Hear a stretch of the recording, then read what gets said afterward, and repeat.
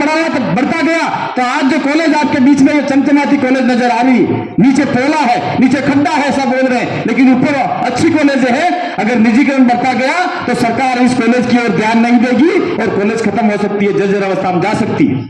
आज देख लो पूरे इस इलाके के अंदर, आदिवासी क्षेत्र के अंदर आर्टिकल 244 में साफ कहा गया है कि आपके इस इलाके में निजीकरण और दूसरा व्यवस्था नहीं हो सकती, सरकार के ऊपर हो सकते। आज देश का इतिहास देख लो, रेल बेच दिया, हवाई जहाज बेच दिए, न जाने क्या क्या बेच दिए, सारे बेच दिए, मात्र एक कॉलेज बची है, उस कॉलेज को भी आज निजीकरण पे यानी आपका अनुदान पे किसी और को देने का षड्यंत्र चल सकता है। यूजीसी का मामला नहीं है। मुझे यह लगता है कि आने वाले समय में अगर हम सावधान नहीं रहे तो जो यूजीसी द्वारा संचालित कॉलेज हैं वो कॉलेज निजीकरण में जा सकती है।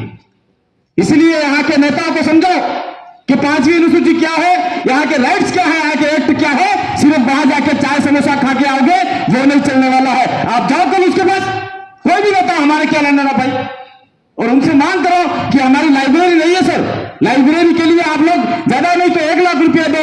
हमारी जो बच्चियां हैं जो कुछ एकेडमिक किताब लाएगी, प्रतियोगिता पे किताब लाएगी, पढ़ के आपको दुआई देगी, ऐसा भी अपन लोग कर सकते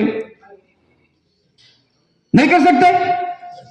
आपके यहाँ के कोई जिला प्रमुख है और सांसद है और न जाने बहुत सारे भामाशाह है। दरियावाद अपन सोचते हैं दरियावाद कमजोर है, लेकिन दरियावाद में शेर संख्या ज्यादा है जो आपका अनाज लेते हैं कम दामों में, उनसे भी आप लोग चंदा मांग सकते हो कॉलेज के लिए, कॉलेज के विकास के लिए। मानना चाहिए अपन लोगों को, क्योंकि जब हमारे इलाके में स्कूल कॉलेज नहीं हुआ करती थी तब हम ये लोग हमसे कुछ चंदा हम लोग मांग करके भी पढ़ाई के लिए हम लोग मार्ग प्रशस्त करते थे। इसीलिए अपन सरकार के भरोसे नहीं बैठ सकते। जब हमारे बाप दादाओं के पास पैसा नहीं था, रुपया नहीं था, तब वो लोग अपने तरीके से पढ़े, चिमनियों में पढ़े, उस अभाव में पढ़े। आपके पास आज सारी सुविधा लगभग है, इसीलिए आप लोग आगे बढ़ेंगे, पढ़ेंगे। इसी आशा विश्वास के साथ में मैं पुनः इस कॉलेज प्रशासन को धन्यवाद देता हूं।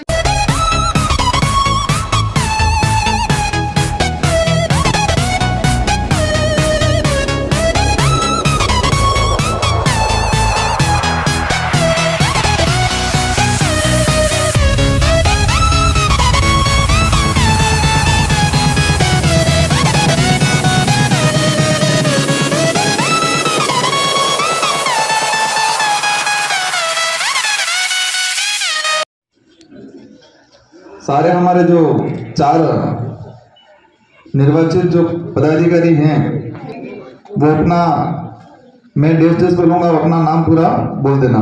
मैं पद प्रकृति ईश्वर को साक्षी मानकर शपथ, आप आगे उसमें देख के बोलो, लेता हूं कि मैं महाविद्यालय की स्वास्थ्य परंपराओं नियमों का निर्वहन करते हुए छात्र हित में अपने उत्तरदायित्व का पूर्ण ईमानदारी और निष्ठा के साथ निर्वहन करवाऊंगा और आप करूंगा, बोल दो।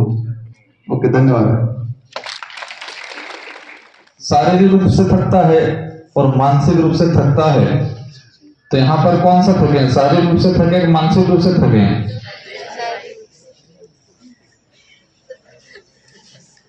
मुझे सही जवाब नहीं मिला। ये एक उम्र है, क्या नाम दिया इसको? युवा अवस्था। युवा, मैं भी बहुत बार थक जाता हूँ, कई बार अलग अलग कार्यक्रम रहते हैं, रोज का कार्यक्रम रहते हैं, लेकिन कहीं भी जाता हूँ सुनता हूँ युवा विधायक हैं, मेरी थकान दूर हो जाती है।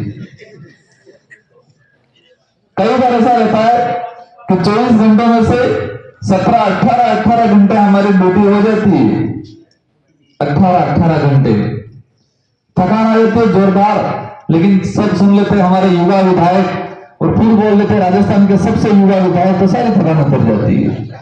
तो वो युवा, और वो युवा आप भी हो, हम भी हैं, तो युवा न तो मानसिक रूप से थकना चाहिए, न शारीरिक रूप से थकना चाहिए। ये एक उम्र है, इस उम्र को तूफानी अवस्था कहते हैं। एक तूफान, वायु, उसको उल्टा करे तो वायु। लेकिन इस देश की जो व्यवस्था है वर्तमान समय की, हमारा देश वर्तमान समय में एक विपरीत परिस्थितियों से गुजर रहा है। हमारा देश एक समय था विश्व गुरु के नाम से जानते थे। हमारे देश के अंदर एक आपसी भाईचारा था। हमारे देश के अंदर सब मिलजुल के रहते थे। हमारे देश की विभिन्न प्रकार की संस्कृति है और हमारे देश का जो संविधान है वो संविधान अन्य कई देशों के संविधान के अंदर से अच्छी जो चीजें थी, अच्छे जो कानून थे, वो इस देश के संविधान के अंदर लाके रखे। इस देश के मतलब विश्व का सबसे बड़ा लिखित संविधान बना है। आज दरियावद विधानसभा क्षेत्र के अंदर राजकीय महाविद्यालय दरियावद में कॉलेज छात्र संघ दैनिक कार्यकारिणी का पद ग्रहण और शपथ ग्रहण कार्यक्रम था और हमें आज इस कार्यक्रम में बुलाया गया था। मैं इस कार्यक्रम के माध्यम से हमारे युवाओं को संदेश देना चाहूँगा। दरियावद विधानसभा और प्रतापगढ़ जिले के अंदर जो वर्तमान के अंदर जो परिस्थितियां चल रही है, यहाँ के युवाओं को जिस तरह से डाइवर्ट किया जा रहा है इधर इधर, और हमारे देश के अंदर जो स्थिति बनी हुई है, उन सारी स्थितियों को देखते हुए हमारे देश के युवाओं को, हमारे दरियावद के युवाओं को एकजुट होने की आवश्यकता है और शिक्षा पे विशेष ध्यान देने की जरूरत है, स्वास्थ्य पे भी विशेष ध्यान देने की जरूरत है। पढ़ाई करें मन से और आने वाले समय में, क्योंकि इतिहास उठा के हम देखते हैं तो कोई भी परिवर्तन बड़ा हुआ है तो युवाओं ने किया है।